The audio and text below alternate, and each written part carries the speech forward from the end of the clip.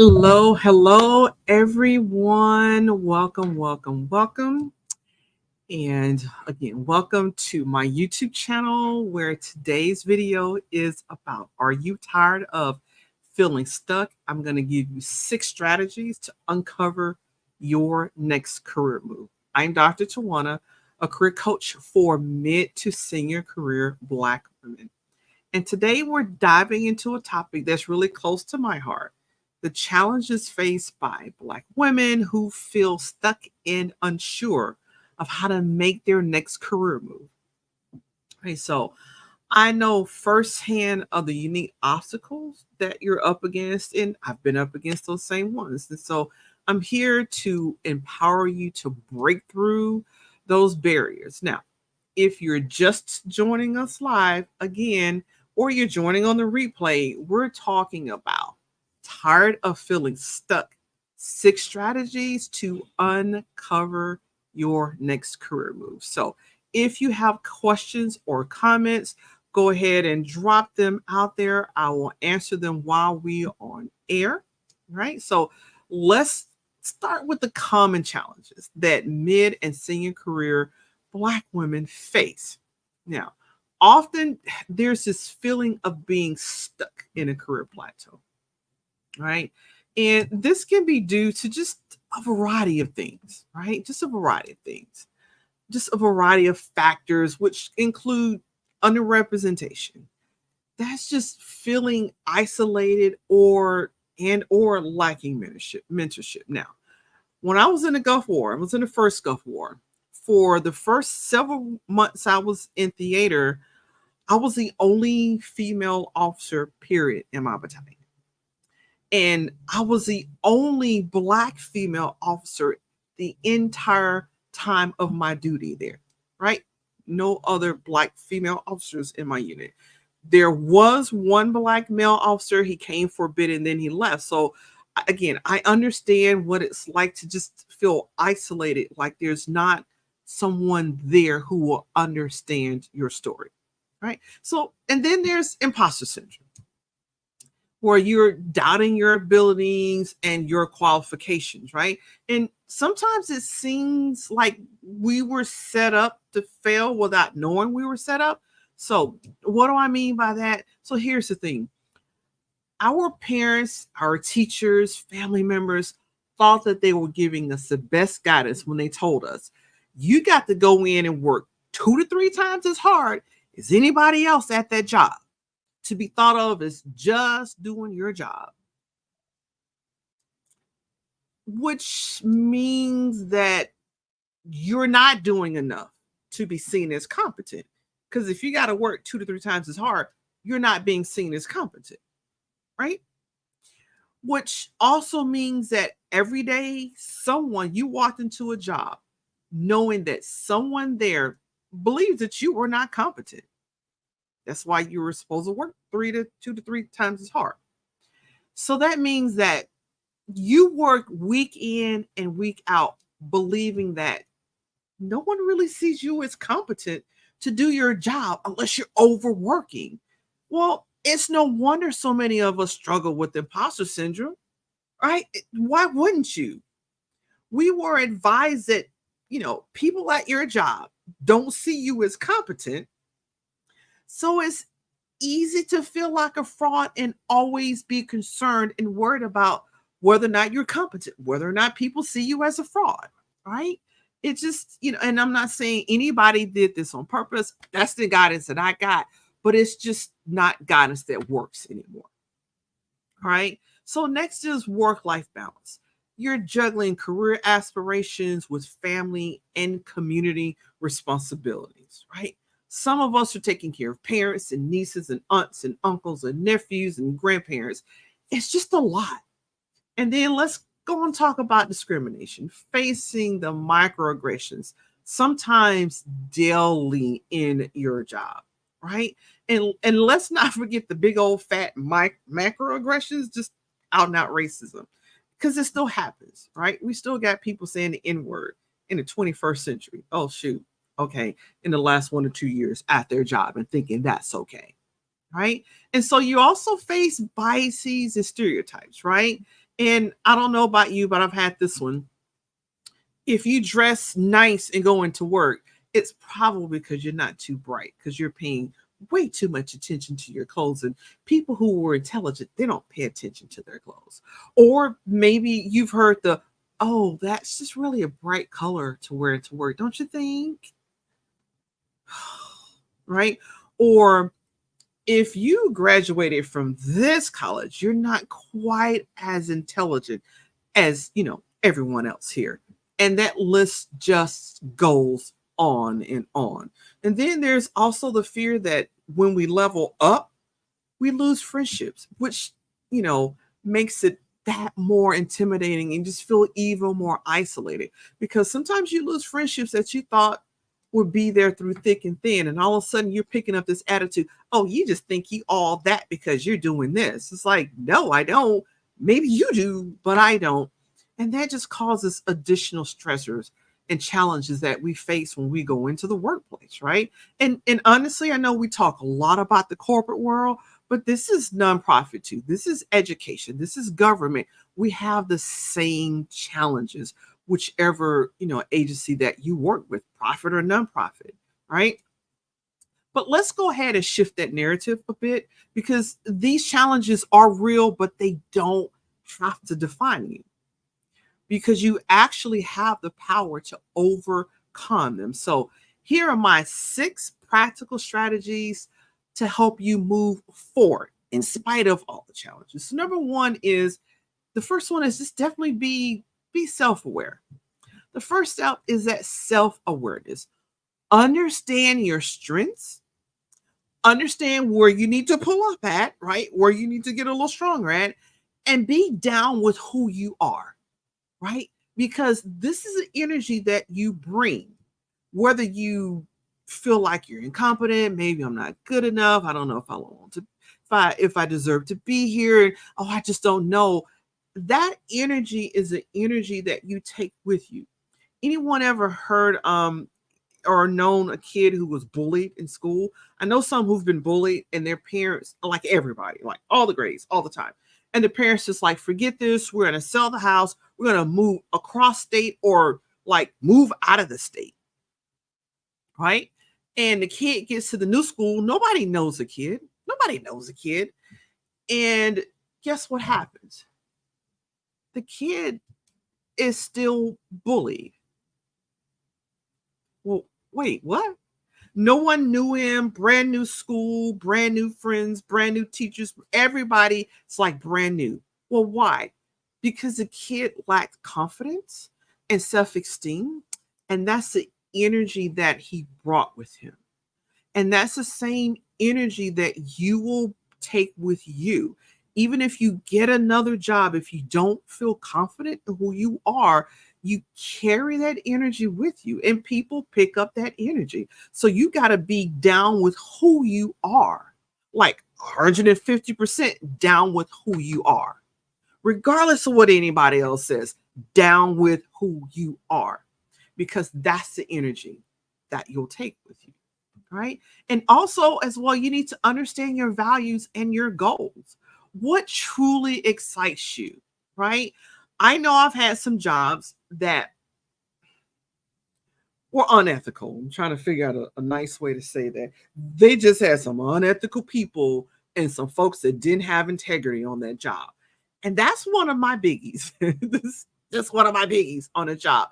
It is very difficult to stay in a job, at least for me, where so many of the people around me lacked integrity. I was always being pushed to lie, to exaggerate, to not tell the whole truth. It was hard to stay in that job, right? Because it didn't fit with my values. So you have to understand what your values are and what they mean the most. Because oftentimes when I coach ladies and they're unhappy in their job, once we figure out what those values are, it's like ping, ping, ping, ping. That's why they're unhappy, because they're in a job that doesn't serve their values. It doesn't matter how much money you make. It has to serve your values. Your values and what you're doing need to be congruent for you to coexist with it, right? And then understanding what excites you, because there's nothing worse than getting up, going to a job every day and being bored. Oof, awful, awful. All right. And number two, once you have clarity, you do need to invest in your personal development. This could mean several things, like acquiring new skills. You can do job shadowing, or you can invest in a career coach.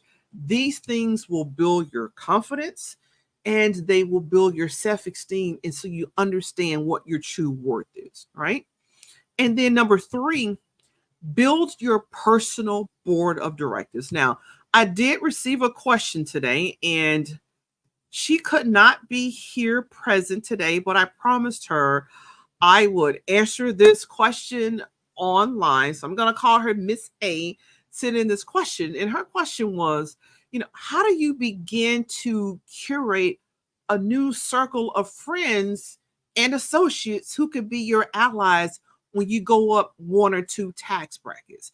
And I totally understand this question. And thank you so much, Miss A, for this question, because I've had it to happen. When I was a poor single parent and I was struggling, people were cool with me. Then, as I started to move up, I got my master's degree, I landed my first really great job, and my circumstances changed. People started to drop off all of a sudden. They were like done with me. And that's really hard because these are people you thought would be down with you, right? So, how do you combat that? Well, you build your personal board of directors, right? That's what you do. And so, what does that mean? It means you seek out mentors and friends and sponsors who can champion your career, right? And most importantly, again, believe in yourself. I know it's painful. Believe me, I understand it's painful when the people you thought were down with you, at least when you were struggling, they were down with you, and now they're not. That's like painful. It really is. I just gotta put it there. But you have to cultivate new friends. It doesn't mean you've got to like divorce all those friends unless it's the right thing to do. Sometimes it is, and sometimes it isn't. It just depends on where you are and who you are. Sometimes you have to do what I like to tell clients: make your tracks smaller around those people and find the people where you can make your tracks larger, right? And so it's a bit of a kind of seeing what works for you. Some people I had to let go. Well, they just walked away. And I was like, I'm not willing to put up with this anymore. So sometimes you do lose friendships, but the friends that you gain who understand you and accept you for who you are is worth every bit of losing the people that you did not need. Right. So also build strong relationships within your industry. You can join organizations. For instance, I belong to several counseling associations, Delta Sigma Theta. There's all the red for the past couple of weeks. What can I say?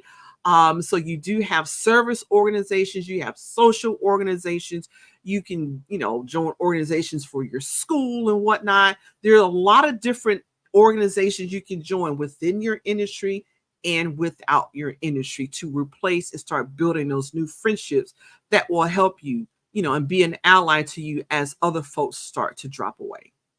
Okay. And again, if you have any questions, do not be afraid to ask while we're on the air. Right. So, number 4, personal branding.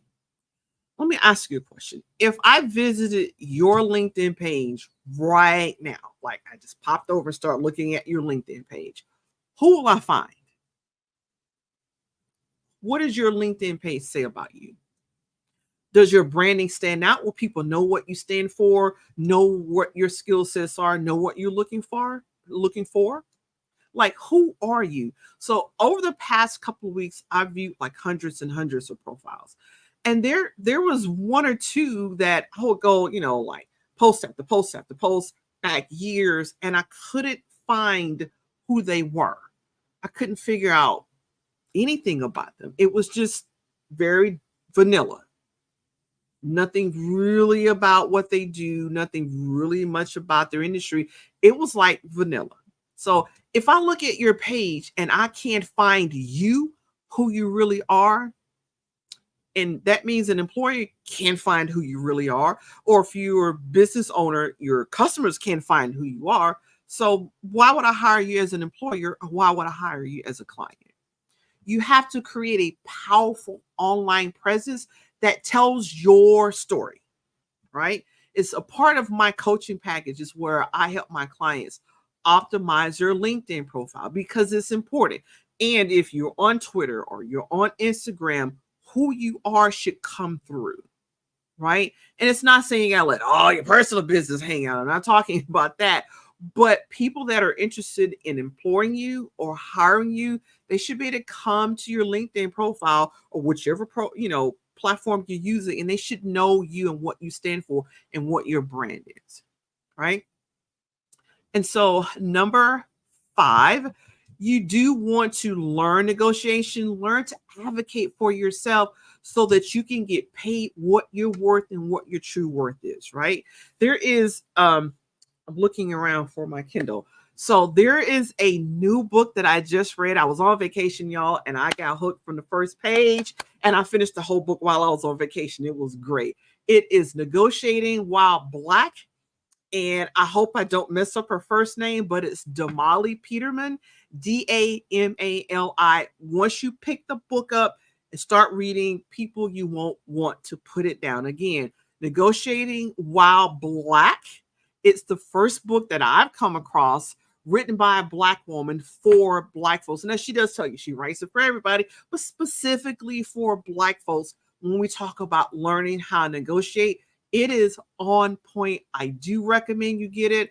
I will put a link down below and in the comments once I get off air, because you will not go wrong with this book. It was, I promise y'all, I was in Panama. I picked it up and started reading it on vacation, and I was going, and by the time I got to Costa Rica, book was finished. Okay. It was an amazing book. It is a really, really great read, y'all. Okay. And number 6 is you do want to build resilience, right? Develop the mental toughness to overcome setbacks. Not because you are going into a war zone at your job every single day. And by the way, if you feel like you are going into a war zone at your office every single day, you need to call me, DM me, and set up a consultation with me. Now, for those of us who are combat veterans, we've been in war zones. We had the equipment, we had the tools of war. That's what we did. But in your office, you really shouldn't have to do that on a daily basis. It breaks down your mental health. And not only that, what happens to the mind body, what happens to the mind happens to the body, right? That's why folks that are under tremendous stress, anxiety, pressure, develop diabetes and hypertension and heart disease and fibromyalgia, cancer in some cases. That's why. But you shouldn't have to go into a war zone on a daily basis in the office. Okay. But if that's what you're doing, right, you're not in the right place for you. And tell you that up front. You're not in the right place for you. Resilience is for when stuff just hits the fan and you need to handle what you got to do, handle your business, right? And so it really is time out for Black women to, stop feeling like they have to work in a war zone in their office every day, right? So remember that you are not alone in this journey, and I am here to support you every single step of the way. Now, if you're ready to take that next step in your career, I go ahead and I'm inviting you, right? I'm going to invite you to go ahead and sign up for a career consultation with me, a free 30-minute career consultation, right? If it's time for you to make that next step, I invite you to schedule a free 30-minute career solution consultation with me. We'll work together to create a personalized plan to help you overcome the obstacles and achieve your goals, and at the very least, get you out of feeling like you're walking into a war zone every single time you go into your office, right? So you can click the link below in the description or the link in the comments and set up your career solution consultation today. All right. So thank you for being here. And I appreciate you for hanging with me in there to the end. And for all of you who are catching this on a replay, thank you as well. I will see you on the next one.